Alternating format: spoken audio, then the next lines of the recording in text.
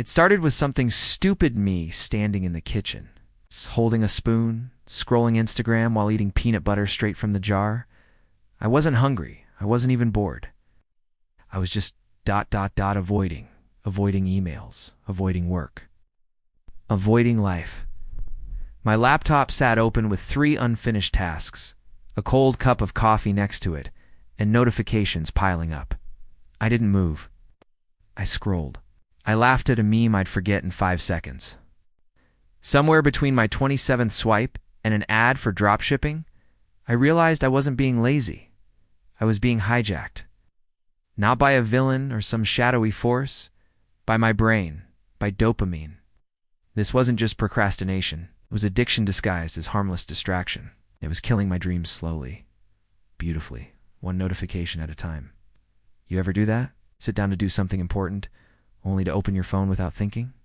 Then 45 minutes are gone, and you feel like garbage? That wasn't you failing. That was your brain chasing a hit. Just like a gambler, just like a junkie, just like all of us raised on screens. You've been trained by flashing lights, sounds, likes, loops, and now you can't focus. Not because you're weak, because your system is being hacked every day. And if you don't recognize that right now, in this moment, you will spend the next decade wondering why your goals stay on paper and your confidence gets smaller while your screen time gets larger. I'm not here to shame you. I'm here to wake you up, because I've been there. Once you see it, you can never unsee it. I just realized I hadn't made progress in anything real for 6 months. I was busy, but nothing was moving. I was grinding, but nothing was building. It was like I was sprinting on a treadmill, sweating, exhausted, but still staring at the same wall. So I asked the hardest question. What am I actually doing with my time? I checked my screen time. 7 hours. 7 hours a day. It's not one distraction. That's a lifestyle. But here's the kicker. Even when I wasn't on my phone, my mind was.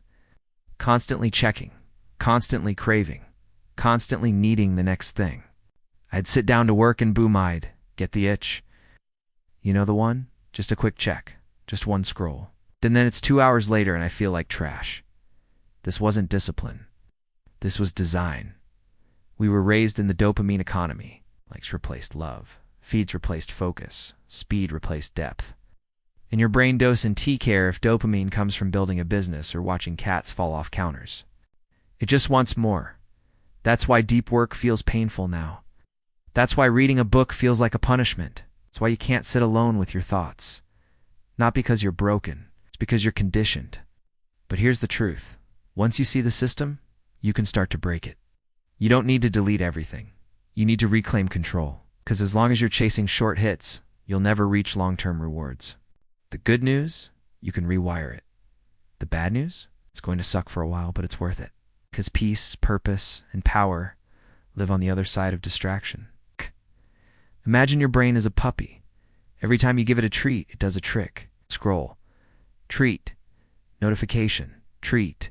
Dopamine. Treat. You've been training that puppy for years, and now it's biting everything and peeing on your dreams. So how do you fix it? You don't scream at it. You retrain it. Slowly. Intentionally. With real discomfort. The first thing I did was this. 1 hour of silence a day. No phone, no music, no stimulation, just existence. At first, it felt like hell. My skin itched. My mind screamed. No phone in the first hour of the morning or the last hour at night. You wouldn't believe how powerful that alone is, because that's when your brain is most programmable, placing the hit of stimulation with a hit of intention. I started stacking wins. Journaling for 5 minutes, drinking water, making my bed before my phone even breathed. I did one hard thing every morning before opening social media. One uncomfortable task. That's it. Just one. And slowly, I started to shift. I felt control again. I stopped craving the next hit. I started craving momentum. And here's the truth. No one tells you. Dopamine itself isn't bad. It's not the villain. It's the teacher. It teaches your brain what matters. Right now, your brain believes TikTok matters more than your future. The solution isn't deletion. It's redirection. It's creating a system that rewards real growth, that makes silence normal, makes focus possible. You don't escape dopamine. You train it to serve you. When you do that, You stop being a victim of your urges and you become the architect of your life. The shift didn't happen overnight. It was slow, ugly, quiet, the kind of progress you can't post about. I had to rebuild my brain from the inside out. Day 1, couldn't sit still for 15 minutes. Day 3, read 1 page of a book. Day 5, wrote something for myself. By week 4, I started waking up with clarity, not chaos. And the biggest change? I stopped needing to be entertained. That's when I started building again. Not just routines, real progress. I launched the project I'd been avoiding. I finished a book that had been on my shelf for 2 years. I reached out to people I wanted to work with. I started earning. I'd scrolling. I started respecting myself again, because I wasn't a slave to the next buzz. I was present. I could feel again, think again, connect again. The world didn't get less noisy. It just got louder inside. And if you're wondering what to do, start there. Not with 10 new habits. Just 1 hour of silence. It's just one uncomfortable task a day. Just one act of self-respect. Your brain will resist. Your fingers will twitch. But if you push through, you'll experience something rare: freedom. It's the kind that no app can sell you. The kind that makes you dangerous in the best way. Because a focused mind is unstoppable. Most people never get to feel that in their whole life. But you can. If you're willing to suffer through a few weeks of silence in exchange for a lifetime of power. So now you know. You're not broken. You're not lazy. You're addicted. But here's the twist. That addiction is reversible. The trap is escapable, and that weakness, it's just strength waiting to be trained. If you're hearing this and your stomach's tight, your chest feels heavy, it means something inside you is waking up.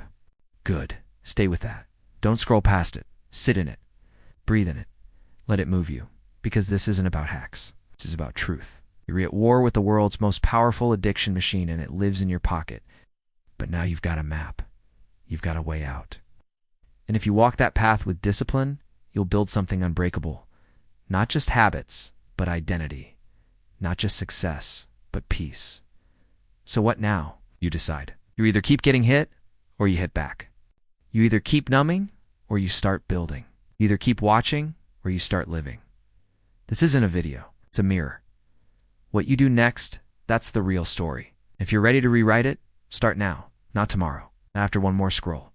Now, because the clock is ticking. The algorithm isn't waiting, but neither is your future. Choose who you want to become, and start training your brain to believe it. For the life that's been waiting on the other side of silence,